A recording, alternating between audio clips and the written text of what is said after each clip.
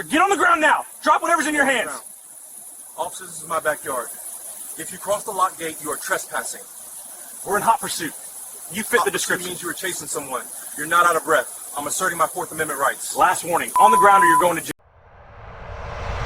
Leonard Hayes froze, tongs in hand, staring at the officer who had just stepped through his backyard gate.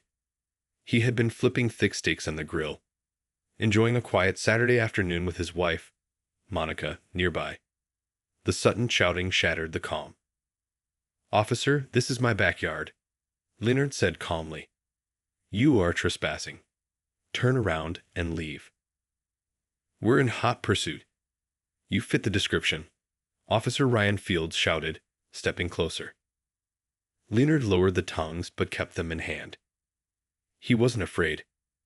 He was a retired Army colonel, 60 years old, disciplined and steady.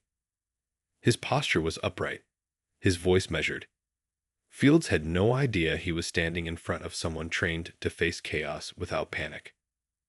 "Hot pursuit requires chasing a fleeing suspect," Leonard said. "You are walking. You are not out of breath. You are here without a warrant or consent. Step back." Fields, young and impulsive, frowned. He was used to people complying, panicking, begging, but Leonard didn't. Leonard was calm, confident, and fully aware of his legal rights. "Before we continue, I need to ask, where are you watching from? Drop your city in the comments.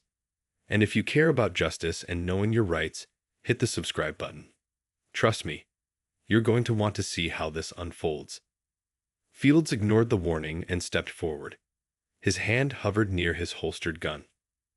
"Get on the ground, now." "I live here," Leonard replied. "This is my property. You have no probable cause. You have no warrant. You are violating the Fourth Amendment. I am compliant. I am not a threat. Leave my yard." Leonard placed the tongs gently on the side table next to the grill and raised his empty hands. A neighbor, Mrs. Carter, peered over her fence with gardening gloves and a smartphone, recording everything. Leonard nodded subtly at her. "Officer, you now have witnesses."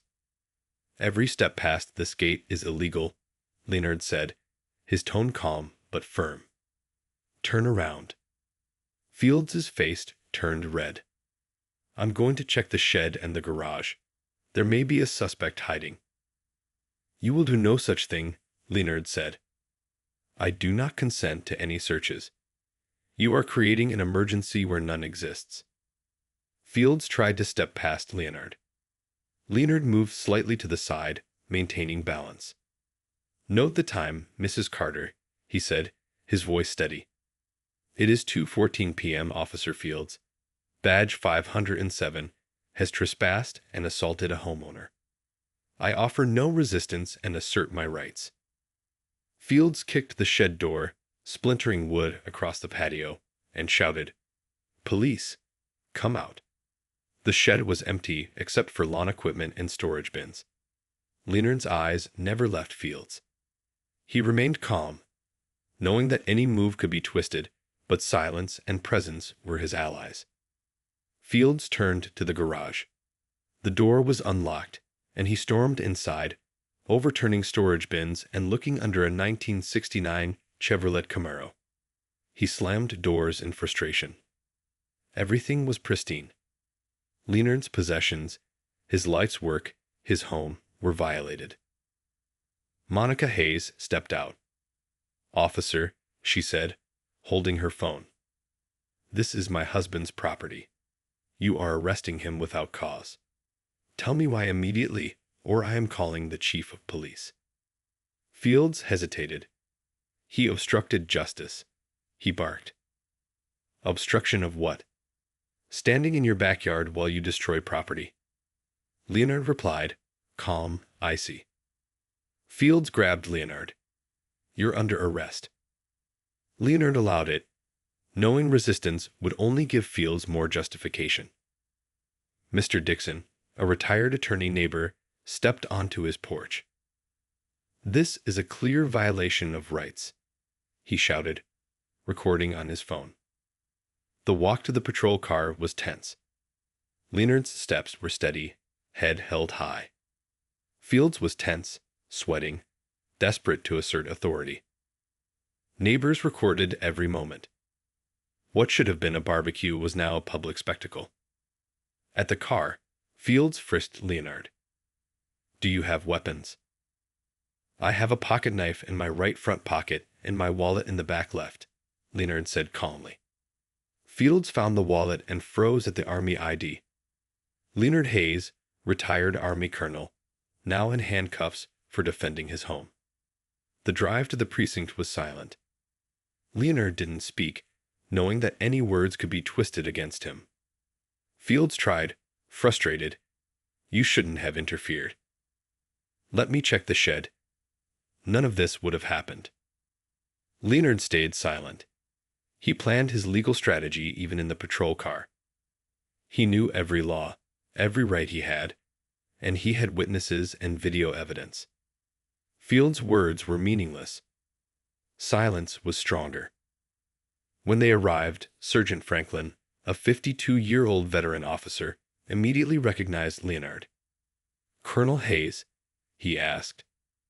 "Yes, Sergeant," Leonard said calmly. Fields tried to explain. "He obstructed my investigation." Franklin shook his head. "You entered his property without a warrant. Unlawful search and seizure. Uncuff him, now." Fields hesitated, but Franklin's authority was unshakable. Leonard's cuffs clicked open. He rubbed his wrists, steady, controlled. "You're doing the right thing, Sergeant," Leonard said quietly. "Preserve all footage. I will be filing a lawsuit." Franklin nodded, making the calls to Captain Ellis and the watch commander. Leonard stepped out of the precinct with dignity intact, fully aware the law was on his side, but also aware how close he had come to disaster. Outside, neighbors and bystanders were still recording. The story would spread fast. Leonard and Monica walked back to their home, shaken but resolute. The backyard, once a place of peace, had become a battlefield where the law was tested and rights were defended. This was only the beginning. By Sunday morning, Leonard Hayes and Monica Hayes were still processing the chaos of the day before. Their backyard, once pristine, had splintered wood from the shed door scattered on the patio, and footprints marked the epoxy-coated garage floor. But more than the physical damage, the couple felt the weight of what had happened. The intrusion, the intimidation, and the violation of their rights. Monica, a pediatrician, had spent the morning reviewing the videos recorded by Mrs. Carter and Mr. Dixon. The footage captured every moment of Officer Ryan Fields' unlawful entry, the confrontation, the shed being kicked open, and the search of the garage. Leonard stood beside her, arms crossed, watching the screen quietly. He wasn't angry in the chaotic way most people would have been. He was strategic. Calm. Every detail mattered. "This is worse than I thought," Monica said, pausing the video as Fields slammed the shed door. "The way he moves, the way he yells. It's all intimidation. He's hoping you panic." "I know," Leonard replied. "And if I hadn't stayed calm, if I'd reacted poorly, he could have used it against me. But we have witnesses. We have video. And we have the law on our side." Their attorney, David Price, called at 10 a.m. sharp. Leonard picked up, putting the phone on speaker so Monica could hear. "Good morning, Leonard. I've seen the preliminary clips you sent me. Let's get one thing clear. The city is going to be in serious trouble. No warrant, no consent, trespassing, property damage. And you were arrested for nothing." Leonard nodded. "Exactly. I want this public. I want it known. Officers like Fields can't get away with this." David continued, "I agree. If we file this as a federal civil rights lawsuit, we can demand policy changes, disciplinary action, and damages for the harm you suffered. And the video is crucial. It shows the exact sequence of events, the commands you gave, and your compliance. This officer escalated everything. By noon, the story began spreading. Mrs. Carter uploaded her recording to the neighborhood app. Mr. Dixon shared his on Facebook, and within hours, local news stations were reporting on a police officer's backyard raid. At the police department, the fallout was immediate.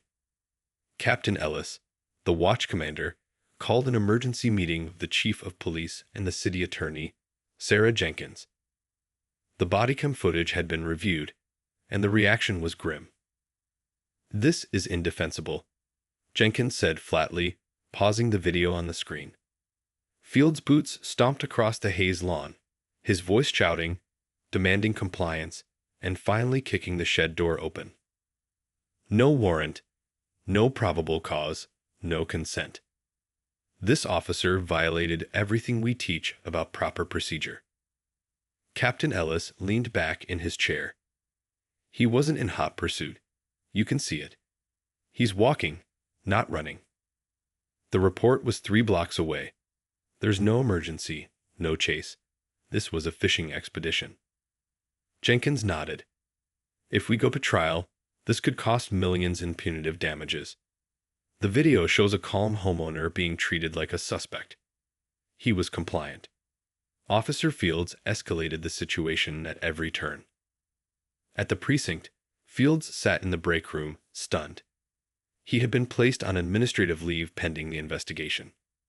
He stared at the vending machine, trying to process how fast his world had shifted. No one was speaking to him.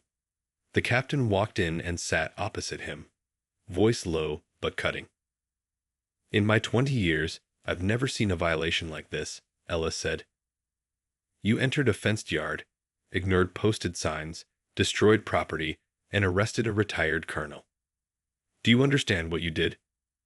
Fields stammered, I thought he was hiding a suspect. He was too calm. I didn't know what else to do." "Too calm," Ellis repeated, voice tight. "That's your justification. Calmness is not probable cause. You escalated the situation. You violated federal law, departmental policy, and common decency. You will answer for this." Meanwhile, at the Hayes home, Leonard and Monica were coordinating with David Price on the lawsuit.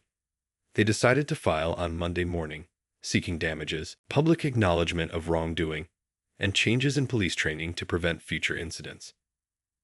"We're not asking for secrecy," Leonard said, reviewing the draft. "This settlement has to be public. People need to know their rights. Officers need to know there are limits." Monica nodded. "And we can't let this just be about us. Fields may have harassed other families before. If we set a precedent, it protects everyone else."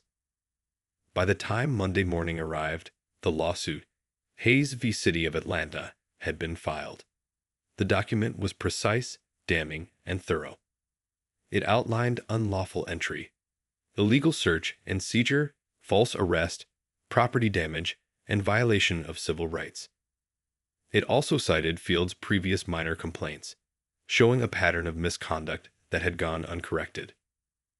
Local news quickly picked up the story. Analysts dissected the footage, emphasizing the legal violations. "You cannot just walk into a private backyard," one anchor said. "The homeowner is protected by the Fourth Amendment.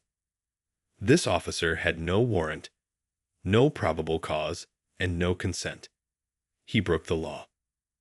The public reaction was immediate and intense. Social media erupted. People debated police accountability, training, and racial bias. Leonard's calm, measured demeanor in the videos stood in stark contrast to Fields' aggression. In the city attorney's office, Sarah Jenkins faced the chief of police and city manager. She paused the video on Fields' attempt to force entry into the garage. There's no defense. The homeowner was compliant, law-abiding, and clearly educated on his rights. If this goes to trial, a jury will side with Hayes completely. The chief muttered. Bring says he felt threatened. By what? Jenkins snapped. The man was standing still, holding barbecue tongs. The officer created the threat himself. Negotiations with the city began almost immediately.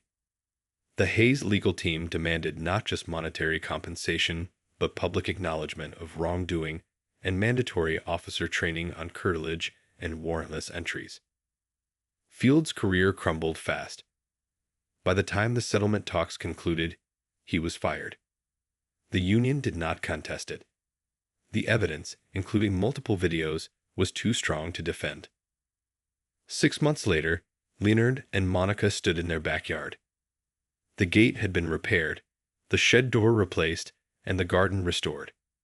The city had settled for $480,000 and publicly admitted wrongdoing. A new training program was implemented across the police department. The check cleared, Monica said, holding up her tablet. Leonard smiled faintly. Good, but I want to donate half to the Liberty Defense Fund. Those are the families Fields harassed before me, the ones without cameras or resources. I love you for that, Monica said. Leonard looked at the fence line. The line is drawn. The boundary is respected. And now, we grill. The Hayes case had become a warning. A reminder that constitutional rights are real, enforceable, and worth defending. Leonard's calm resistance, evidence, and strategy had turned a moment of intimidation into a national lesson on justice. The story wasn't just about money. It was about accountability, about showing that even an armed officer does not have the right to trample on the law or private property. People watched, learned, and debated. Leonard Hayes had stood his ground, and his courage ensured that officers like Ryan Fields would not be able to violate another family so easily. And the message was clear. Know your rights, record abuses, and remain calm. Courage and law can win. By midweek, the Hayes case had become national news. The bodycam footage of Officer Ryan Fields storming Leonard Hayes' backyard, kicking open the shed door, and searching the garage without a warrant had gone viral. Legal analysts, news anchors, and social media influencers dissected every second. At the Hayes residence, Leonard and Monica watched the coverage with a mixture of satisfaction and lingering anger. Leonard, still calm, shook his head. Look at this. The city can't spin it. Every video clearly shows what he did. Monica, sitting on the patio with her tablet, nodded. And the public response is huge. People are outraged. They see the violation for what it is. But I'm worried about retaliation. Fields or his supporters might try something before this is settled. Leonard crossed his arms. We're prepared. David is handling communications. Everything is documented. I've stayed calm, not reacted violently, and the witnesses are solid. There's nothing for them to manipulate. David Price, their lawyer, called mid-morning. I've spoken with the city attorney. They know a jury would destroy them. Their initial offer was $200,000 with confidentiality. I said no. Leonard and Monica, we hold out. This has to be public, with an admission of wrongdoing. We're demanding $480,000 and policy changes. Monica raised an eyebrow. David, are we being too aggressive? No, he said firmly. This is the only way to prevent another Fields from harassing a family. Public acknowledgement is essential. They've created the problem. They need to own it. Across town, at City Hall, Sarah Jenkins, the lead attorney for the city, held a tense meeting with the chief of police and the city manager. She paused the bodycam footage on Fields' confrontation with Leonard Hayes. This is catastrophic, Jenkins said. He entered the property without a warrant, destroyed private property, arrested a retired colonel for asserting his rights. The footage proves everything. There is no defense. If this goes to trial, the city loses, and we pay punitive damages. Millions. The city manager rubbed his temples. We need a settlement fast. We can't let this spiral. Public trust is at stake. Agreed? Jenkins said. We offer $480,000, mandatory policy changes, and we terminate Fields for cause. He is unhireable in law enforcement after this. We can't risk another lawsuit on him. At the precinct, Fields sat in a small office, facing Captain Ellis. His career had imploded in less than a week. Am I fired? He asked quietly. Yes, Ellis said. Effective immediately. The department cannot tolerate this. Your actions violated federal law and departmental policy. You will hand over your badge, gun, and body camera. You're done here. Fields stared at his hands. He had imagined glory, respect, maybe even commendations for vigilance. Instead, he had humiliation, unemployment, and the looming lawsuit. He had underestimated Leonard Hayes, and now it was too late. Back at the Hayes home, Leonard reviewed the settlement proposal with David Price. I want this explicit, Leonard said. They must admit that Fields violated departmental policy and my constitutional rights. It must be public. And the training program on curtilage and warrantless entries must be implemented citywide. David nodded. Absolutely. You'll also get half the settlement donated to the Liberty Defense Fund if you want. It supports families who can't defend themselves against unlawful intrusions like this one. Monica smiled faintly. That's perfect. Justice for others, not just us. The city attorney's office worked quickly to finalize the settlement. Public statements were drafted, the amount confirmed, and a timeline set for Fields' termination. The city made it clear that this officer's behavior was rogue, not representative of department policy, though the Hayes lawsuit had proven that previous complaints against Fields had been mishandled. When the public announcement went out, news outlets were ready. Headlines read, City settles with black retired colonel after officer's warrantless backyard raid, and $480,000 settlement highlights police overreach. Video clips accompanied the stories, showing Leonard Hayes calmly asserting his rights while Officer Fields escalated every moment. Comment sections and social media had exploded. People praised Leonard's courage, dissected the legal implications, and demanded reform. This is a lesson for every homeowner, one user wrote. Know your rights. Record abuses. Stand firm. Fields' reputation was in shambles. The union declined to fight his termination, recognizing the strength of the evidence. Background checks and disciplinary history surfaced online, showing a pattern of complaints about aggressive behavior. The combination of prior issues and this viral incident left him unemployable in law enforcement. Leonard and Monica's home, once a private sanctuary, had become a symbol of citizen rights against overreach. The Hayes' calm demeanor, knowledge of the law, and preparedness had turned a dangerous confrontation into a national lesson.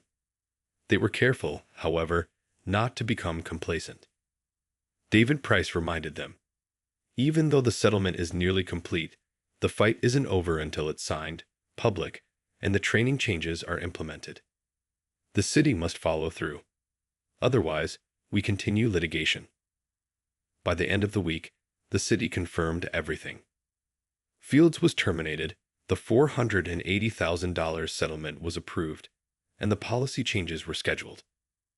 The settlement included a public acknowledgement that Fields violated the Fourth Amendment and departmental procedures.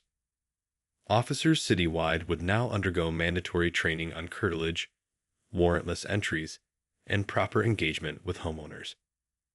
At home, Leonard lit the grill for the first time since the incident. Monica set the table. The backyard, repaired and clean, finally felt safe again. We did it, she said softly. Yes, Leonard replied, flipping the first steak. Not just for us, but for everyone who couldn't stand up before. We drew the line. Monica looked at the repaired shed and gate. And the money? I'm donating half to the Liberty Defense Fund, Leonard said. The rest covers legal fees and a nice dinner. But this wasn't about the money. It was about accountability. Neighbors who had recorded the incident still stopped by occasionally, praising the couple's courage. Leonard remained calm, polite, and focused on moving forward. The Hayes experience had taught him that knowledge of the law, a calm approach, and the right documentation could protect citizens from abuse of authority. The story of Leonard Hayes and Officer Ryan Fields became a benchmark in conversations about policing, racial bias, and civil liberties. News outlets, legal analysts, and ordinary citizens referenced it as a case study in both the dangers of unchecked authority and the power of standing firm with evidence and composure. For Leonard and Monica, the ordeal had tested their patience, their dignity, and their home. But in the end, it reaffirmed something fundamental. The law protects the individual, but only if the individual knows and asserts it. The Hayes family had done just that, and changed policy in the process. The weeks after the settlement were a mix of relief and reflection for Leonard and Monica Hayes. Their home had returned to normal. The gate was repaired, the shed door replaced, and the rose garden was thriving once again. The police department had confirmed that Officer Ryan Fields had been terminated, and mandatory training for all officers regarding curtilage, warrantless entry, and proper engagement with homeowners was underway. But the incident left a lasting impression on both the Hayes family and the wider community. Leonard stood in the backyard one afternoon, watching Monica prune the garden. "It's strange," he said. "We finally have peace, but I can't forget how easily it could have gone wrong. One wrong move, and things would have escalated." Monica looked up from the roses. "You stayed calm, Leonard. That's what saved us. Most people wouldn't have known what to do if an officer barged in like that." Leonard nodded. "I know.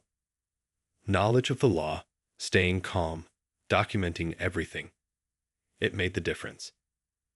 But it shouldn't require all that to be safe in your own home." The public acknowledgement by the city and the $480,000 settlement made national headlines. Leonard and Monica received messages from people across the country, thanking them for standing up and highlighting the importance of understanding one's rights.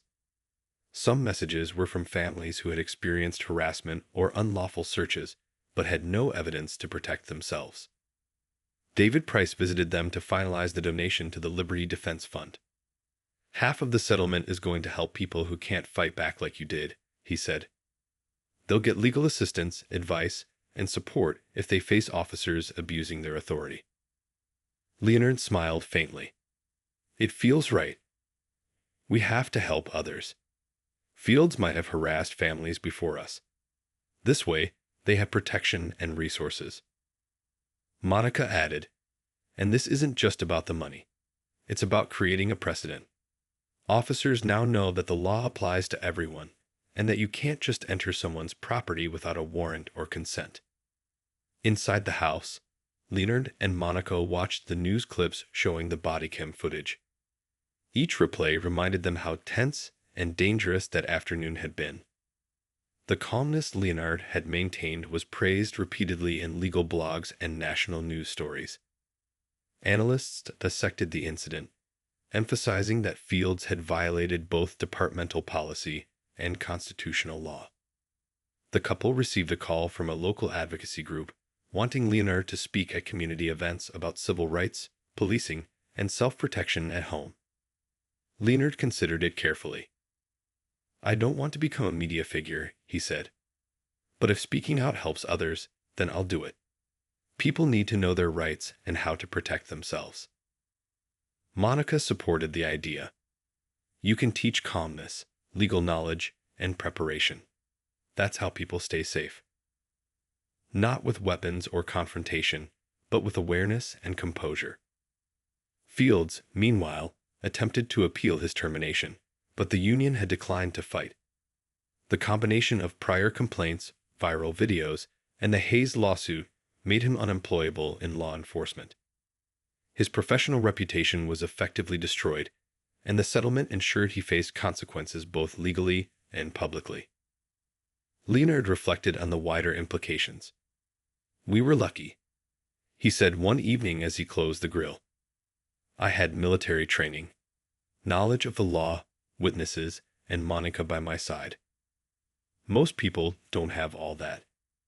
How many families are harassed, intimidated, or falsely arrested and have no one to protect them?" Monica nodded solemnly. "That's why the donation to the Liberty Defense Fund matters. It gives people a fighting chance. They won't have to face a fields alone."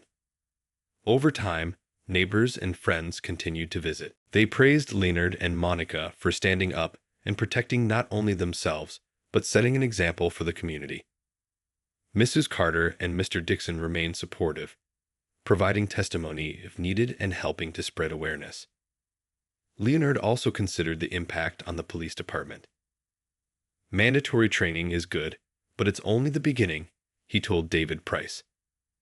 "They need ongoing accountability. Officers need to understand that a badge isn't a license to intimidate or disregard the law.